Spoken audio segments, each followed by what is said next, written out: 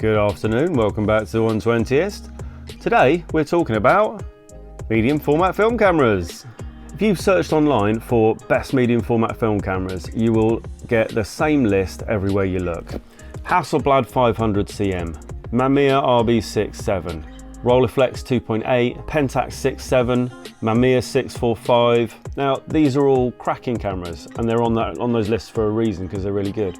But what if you don't want to spend £1,000? There are literally thousands of options. Most of them are really reasonably priced. And if you just Google what's a good medium format camera, you won't find them. In fact, some of them are quite hard to find. They're not necessarily rare, you can get them, but if you don't know what you're looking for and you don't know what to search for, then it's very difficult to stumble across them. So what I thought I'd do is have a run through of what's out there. So, I'm not going to give you the whole video in this setup, mainly because you can barely see me, and also a lot of these ones at the back are kind of unstable. They're sort of balanced on boxes and things. So I'm going to clear all this up, and then we'll focus in on various groups of cameras, and we'll talk about what's out there and what's good. See you in a minute. Right, that's a bit better, a little bit more space to work. I'm going to go through these cameras by kind of classes of camera, like styles of camera.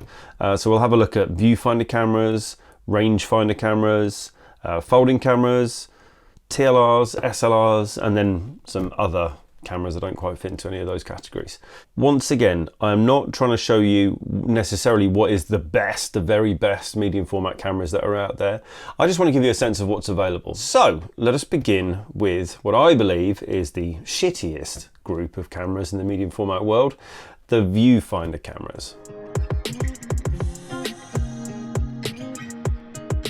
Now these tend to be defined as fairly simple cameras, probably not much more complex than a box camera, and cameras that were probably pretty cheap when they were first brought out. I don't have that many of them because I'm not a huge fan of them, but this is a pretty classic one. This is a 1950s Ilford Sporty. There is a viewfinder and it will give you an idea of what your framing will look like, but it has absolutely no connection to the lens. All the controls are around the lens. And as with this one, this Ilford Sporty, you are expected to rely on zone focusing. In other words, not focusing specifically on something. Quite often some of these have got a bit of a cult following, and the Ilford Sporty is definitely like that. That is a bit of a cult following, but even despite that popularity, still cheap as chips. You can pick those up for literally nothing. I think there's a few on eBay at the moment for like £5–6, so similar options. This one is a brown or brawn Paxina. Zone focusing again. This one, although some of the lettering is rubbed off sadly, is a Baldic set. When you have to release the lens cone to give it the required distance to focus. Now, a really interesting one that also falls into the viewfinder category are the Lomo cameras, which are still being made, and you can actually still buy new ones of these. So here we have the world famous Holga. Again, very similar in many ways, zone focusing, single shutter speed. You do have one aperture option. A pretty common starting point, I would say, in medium format. Shoot 6x6, or if you pick one up from new, then you should get the masks with it, which allow you to shoot 645 as well. So a good option. This one actually they're still making as well. In fact, not this one. They're making the Diana F+. This is a Diana Plus. Again, same stuff. Single action cock and fire shutter, zone focusing. Couple of aperture options. I confess I have never shot with the Holga. I really should, because it's a cult camera. They're about 40 quid, brand new. You could probably pick one up on eBay for maybe 20–25. So there we go, viewfinder cameras. Let us move on from there to, well, we're going to go to TLRs, but not directly to TLRs. Before we go to TLRs, I want to go to what's called pseudo TLRs.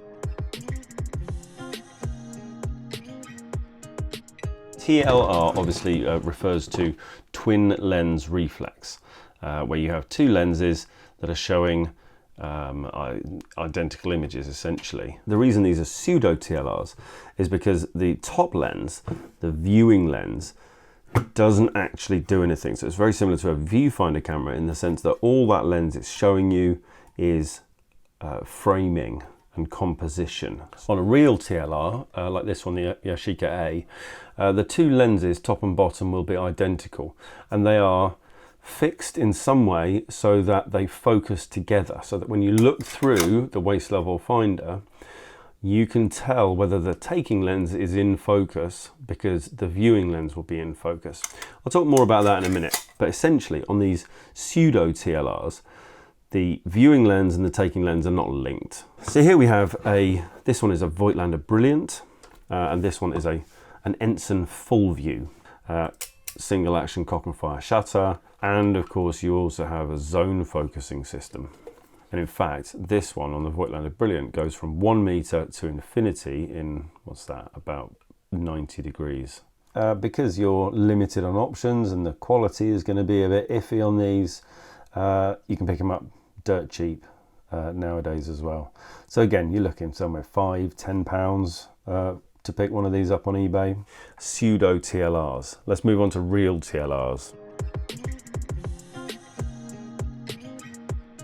So now we have some real TLRs on the table where the focusing mechanism, both lenses move in some way, whether that is on these Lubitels by a connected kind of cog system, or the Yashica A and many of the TLRs where two identical lenses are mounted on a lens board and kind of rigidly fixed and move back and forth together to achieve focus. So nothing that I've got here on the table is a big money camera really. This Minolta autocode, if it worked with the light meter on the top, would be the most expensive here, probably at £200 to £300. Yashica A you can pick up for about 100, and the two Lubitels you can usually pick up for somewhere around 30 or 40.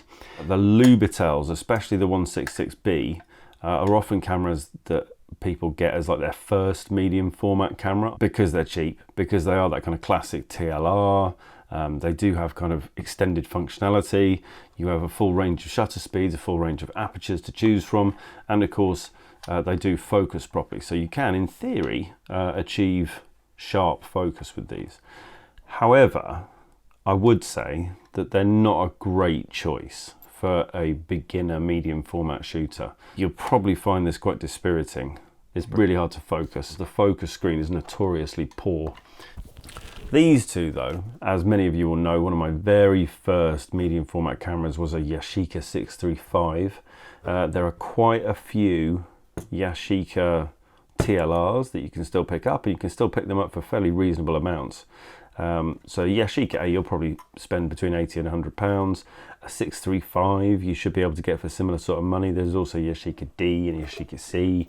They're good, solid TLR cameras. This one is a Minolta autocode. They are a good choice as well if you're looking for a slightly more upmarket, slightly more feature-rich TLR.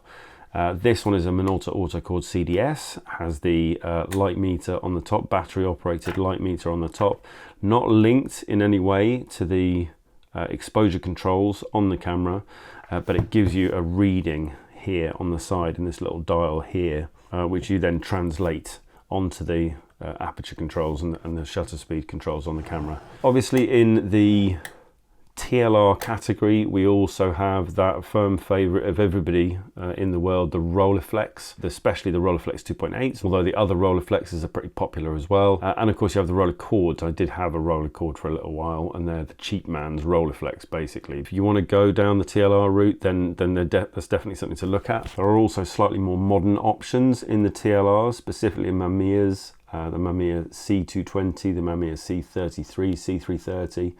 I've had a C330 on this channel before.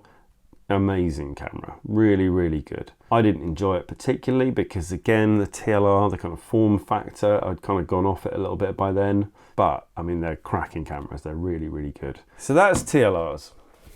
The desk is going to get pretty crowded now because we're going to move on to folders, and I have a lot of folders.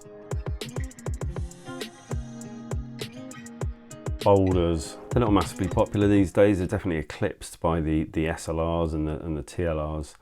And in fact, I think on most medium format, top 10 medium format cameras lists, you won't find any folders. Maybe one, maybe the original Mamiya 6. So for people that are looking to get into medium format photography or looking to try a new camera, it doesn't cost much. This is a gold mine. There are some storming cameras out there that you can pick up for absolute peanuts. Let me find a Netar for you. It's an Agfa isolette. That's a really good little camera, and they made those for years, and there are about 7 or 8 different versions of them. In fact, that's an Agfa isolette 1. Somewhere here, there it is. We have an Agfa J Solette or J Sorette. Both 6x6 folders made by Agfa from the 1940s and 1950s from memory. Both great cameras, really, really good. This is a Netar, and this is a 6x4.5 Netar, which is amazing. If you look at the size of that camera, it's just tiny, very pocketable. Carry that anywhere with you, and you shoot medium format. How amazing is that? 16 frames per roll and a cracking lens. So that one is a Netar 515. And then in the Netar range, you've also got this one. This is also a Netar. This is a 5152. So we've got a 515 and a 5152 shooting 645 and 6x9. Either of these you can pick up for a tenner, sometimes even less. We might find one for a fiver. This one is a Baldix with an f2.9 lens. These can fetch somewhere between 50 and £100 in good condition. This one is in good condition, in fact, and is taking some great photos at the moment. This one is a Voigtlander Perkio 1. Again, 50 to £100 maybe. Good cameras. This one is with the Vaskar 75mm f4.5 lens. Again, another very neat little camera. This one needs a bit of work. And you may find that some of them do. One myth that I want to dispel though is that all folders that you can pick up these days will have problems with the bellows. I've got 1, 2, 3, 4, 5, 6, 7, 8, 9, 10, 11, 12, 13, 14 folders here in front of me, and this isn't all my folders. Not one of them has bellows problems. Problems with the bellows are quite difficult to fix, there's no doubt, but you can kind of see the sort of condition that the bellows are in when you go to buy a camera. They will have other problems, of course, they're all old, but there we are. Some other cameras to watch out for with the folders. This is a Nixon Nix-Et, which I have reviewed on my channel before. I was pretty happy with that. It's a good little camera. You can pick those up for almost nothing. Kershaw 110, single action, single speed, cock and fire shutter, and a focus-free lens. Franca Solida. This is a Franca Solida 1. I've had some lovely images out of this one. So another one to watch out for in the folders. Adox Golf, a lovely little camera, which takes some cracking photos with that. And again, another one where there are a few options out there. So always worth reading the small print if you're about to buy any of these folders. The Netars, for example, I can't even count how many different versions there were. Within each version, each number, there was a range of shutters and a range of lenses available. So keep an eye out for that. Make sure you get the one that you want. Often the ones that carry the highest price tags, the heftiest price tags, are the widest apertures. But you'll pay a bit of a premium for the faster lenses on these cameras, and you just don't need them half the time. Is this the one that I had away with me? Yeah, I think this is the one that I took to Africa with me. 75mm f6.3, and obviously I was in Africa, I was shooting the daylight, but I wasn't wanting for light anywhere. I don't have one, but possibly the most famous folding camera of this era is the Mamiya 6, the original Mamiya 6. Now, you can pick some of those up for somewhere between £200 and £300 at the moment. There was a new Mamiya 6 that isn't a folding camera. There's a rigid body camera that is going to set you back £3,000. So you'll know if you have the right one by whether or not there's an extra zero on it. So folders, if you ask me, are a bit of a gold mine, a bit of an untapped gold mine. No one's ever recommending them, but there's some storming cameras in the folders. Let's go from here to the showpiece, the centerpiece, the SLRs. Right, I've got a range of SLRs. SLR obviously being single lens reflex, which means that when you look through the viewfinder, you're seeing out through the lens. So you see exactly what the camera sees and can therefore trust that the photo that you take is going to be roughly what you've just seen in the viewfinder. So going end to end, we have a Rolleiflex SLX, we have a Mamiya RB67, a Mamiya 645, Bronica S2A, Bronica ETRS, Bronica SQA. A variety of frame sizes there. So SQA is 6x6, ETRS is 645, S2A is 6x6. The Mamiya 645 is, as it would suggest, a 645. RB67 also, as it would suggest, 6x7. And the ROLEFLEX SLX is a 6x6. So let's have a quick run through these one by one. Let's make a bit of space. First of all, the ROLEFLEX SLX, which has appeared on this channel before, and you will all know that I'm a big fan. I really enjoyed shooting this one. So this one is relatively modern by the standards of the cameras that I have been showing you today. This one was brought out in 1978 and was on sale until 1975. Motor driven. It's a lovely camera, takes some lovely photographs. Lenses for these though are pretty expensive, especially some of the wider lenses. But a lovely camera, definitely well worth a try if you ever get a chance. Here we have our two offerings from Mamiya, and you can see immediately the difference in size. That is a Mamiya 645, this one an RB67, and they are just like, they're worlds apart in terms of size. And that can often be the case actually with the 645s. Very similar though, we've got two cameras of the same generation in the Bronicas. This one here is the 645 and this one is the 6x6. And again, you can see the difference in size. The ETRS, which is this one, is noticeably smaller in all dimensions. I was very surprised actually when I first got the ETRS at just how much smaller it is than the SQA. We are now starting to get into the slightly more expensive cameras though. There's nothing on this table that you're going to pick up probably for less than £300. A good condition RB67, unlike this one, this is a poor condition RB67 that is in the process of me trying to make it slightly better condition RB67.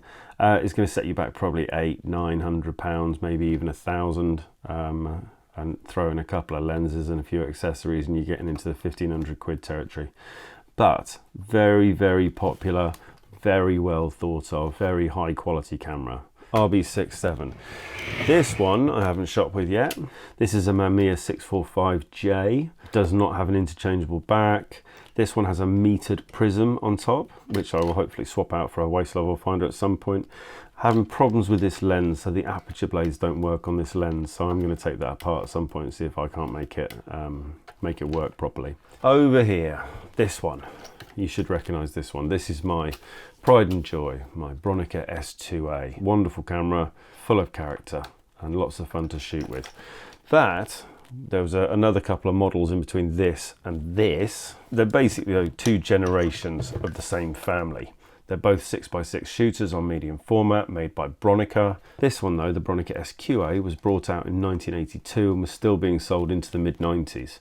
Good solid camera, cracking shooter. Tend to be fairly reliable. I mean, you know, by vintage camera standards, they're not that old. So you can tend to find them in pretty good nick these days. Just like this one. This one's in pretty good condition, quite happy with that one. And then, as you can see, very similar styling, a lot of similarities between these two cameras. This one is the SQA and this one is the ETRS. Essentially the same camera, just in the 645. Again, brought out in 1982 and sold through to the end of, like, the beginning of the 90s. You'll notice on this one that I do not have a proper crank handle. The reason for that is that they are ridiculously hard to find. You can find them, but you'll probably end up paying something bonkers like about 150 quid for a crank handle. And it's the same for this one actually. So both of these have got 3D printed crank handles on them. They both came with speed grips. Because so many of these things were sold with speed grips, basically most of these crank handles have been lost. And now the only ones you can get are ridiculously expensive because people realize that they're in demand. And then of course you have the famous SLRs, the Hasselblads, which are almost entirely 6x6 cameras, very similar in kind of form and function to all of these that you can see on the desk in front of you. The Bronica was originally called the poor man's Hasselblad. But I think most people who own Bronicas would dispute that. This was not a camera that was brought out just to mimic. This is a beautifully designed camera in its own right. But the Hasselblads are, without question, the famous ones. Now, to give you an idea of the difference that you're looking at between these, so this is a pretty modern camera, this one, 6x6, same form factor, interchangeable backs, interchangeable lenses, fully kind of modular system. This Bronica S2A at the moment, with a lens, will probably set you back something in the region of £400 to £500 here in the UK. A Hasselblad 500 CM, even with the market dropping a little bit, will set you back £2,000 at the moment, maybe in excess, maybe more than that. A really good condition one, you might be looking at £2,500 to £3,000 for a Hasselblad 500 series. £400 or £2,000. That's why I have a £400 one. Before we move on from SLRs, we need to talk about the other kind of form factor for medium format SLRs, which is much more similar to a 35mm camera, just bigger. So that's obviously what you would expect a 35mm SLR to look like, roughly. But because, of course, you shoot medium format, it's much bigger. So this one is a Pentacon 6. Some reliability problems, but similarly in this form factor, in this kind of shape of camera, you've also got the Pentax 6.7, which is a very famous camera, very well thought of, and that's the one that will appear on all of your lists for top 10 best medium format cameras. But if you don't want to spend Pentax 6.7 money, which is going to set you back some, you know, £1,000 or so, then the Pentacon 6TL, you can pick these up. You can sometimes pick these up for 100, 150 quid. Generally, they go for about 200 to 300 though with a lens, and they're good little cameras. Little, there's nothing little about it, is there? Also brings me on to an opportunity to talk about, I want to say Russian copies, but that wouldn't be fair. This is a Kiev 60, often kind of mislabeled as a Pentacon 6 Russian copy, but in fact there's quite a lot of innovation that went into this one that makes it significantly different from the Pentacon 6. What is similar to the Pentacon 6 is that they take the same lenses. So a Kiev 60 will use all the same lenses as a Pentacon 6, which is very handy. It is slightly bigger.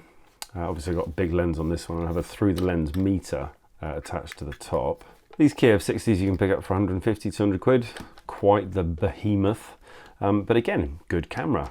You know, nothing wrong with it at all. Lovely cameras to shoot with, and you get some cracking photos from that. There is, of course, the Kiev 88, which is worth looking for. If you're looking for a kind of similar form factors, the previous lot we had out to the Bronicas is similar to that. Another, in theory, is a Russian Hasselblad copy. Some reliability problems with the Kiev 88, but you can pick those up for about £200 or £300 usually. So definitely a cheaper way of getting into that. Right, rangefinder. So I don't actually have many rangefinders at the moment. This one here is a speed graphic 3x4 with a 120 film back on it. I'm lumping this in with the rangefinders because it does have a rangefinder on the side, and it's much easier to use as a rangefinder camera than it is to use as a view camera, which is obviously the other option because you have to keep taking the 120 back off. This one you've seen in action recently on the last shoot that I did with the wonderful ladies from Jolie Fleur, the florist. This is a Mamiya Super 23, standard kind of press camera shape and styling. This one has a linked rangefinder, so actually that is a linked rangefinder as well. What am I talking about? I was about to say that's not a linked rangefinder, it is a linked rangefinder. Although on this one, despite it being a linked rangefinder, you would compose through the viewfinder and focus with the rangefinder. So it's slightly different in function. This one, there are quite a few different, what would be described as press camera type cameras. There's the Kony Omegas, the Omega Rapids rather. There are the Mamiya press cameras, Mamiya 23, Mamiya Super 23. There's a few that take on this kind of form. Probably not a bad choice actually for somebody new to medium format. They're relatively easy to use, give you a lot of options. You should be able to pick these up for £200-300, so that's not a bad way into medium format photography if you fancy doing that. The lenses on these, I've found this lens to be just glorious, pin sharp. I haven't seen too many of these 3x4 speed graphic cameras knocking about in the UK. There's a few in the US, which I think they were made in the US, so, but you can find them. They are around, and they do take amazing photographs. but it's pocketable. It is not. You take the Netar 515 that we had out earlier and look at the size difference between those two. I mean, it's not insignificant. Obviously, rangefinders are popularized by Leicas, and a lot of the 35mm cameras you'll find are rangefinders. So it's a popular way of shooting, just less common in medium format and shooting 120 film. There are, of course, the Fuji GWs and GSWs, the various models of those, the Texas Leica, which are cracking cameras. As you know, I've had one of those out on the channel before as well. And they're really, really good rangefinder cameras. So definitely something to look into. Again, getting into big money there. They'll set you back at the moment somewhere between kind of £600 and £800. These things you can pick up for a couple £100. These, if you can find them, probably won't set you back that much. They're not as popular as the 4x5 speed graphics. The 3x4 speed graphic, you might be looking at £300 to £400 for one in decent condition. Okay, only one thing left to talk about, and that is pinhole cameras. So this one is a Chroma Cube 6.6, which again you've seen in action on the channel. Pinhole cameras are one of the few things that are still being made, one of the few types of cameras that are still being made. The biggest challenges for camera makers, people trying to bring new cameras to market, are shutters and lenses. They take serious specialized equipment and serious specialized know-how. Whereas you can, well, so for example, this Chroma Cube 6.6 I believe is mostly 3D printed. Chroma Cube 6.6, as you would imagine, takes 6x6 frames on 120 film. If you fancy having a crack at medium format and you want to get in relatively cheap, these are, God, what were they? Were they 60 quid, 50, 60 quid, something like that? And you can be out taking photos, taking pinhole camera photos, you know, tomorrow. I think that brings me to the end. I've gone through most of the cameras that I have in my collection. Not all the medium format cameras available by any means, but the whole purpose of me doing this was so that if you're thinking of getting into medium format, or you're looking for your next medium format camera, if you Google it or if you search on YouTube, you will find all the usual suspects. So what I wanted to do is let you know what else is out there and give you an idea of cost. As I said, take a look at the folders, take a look at the folding cameras, because there are some absolute steals. So if you're not quite ready to spend £2,500 on a Hasselblad, you could spend a £5 on one of these and be taking good photographs with it. So there we go, that is my run through of all things medium format done for today.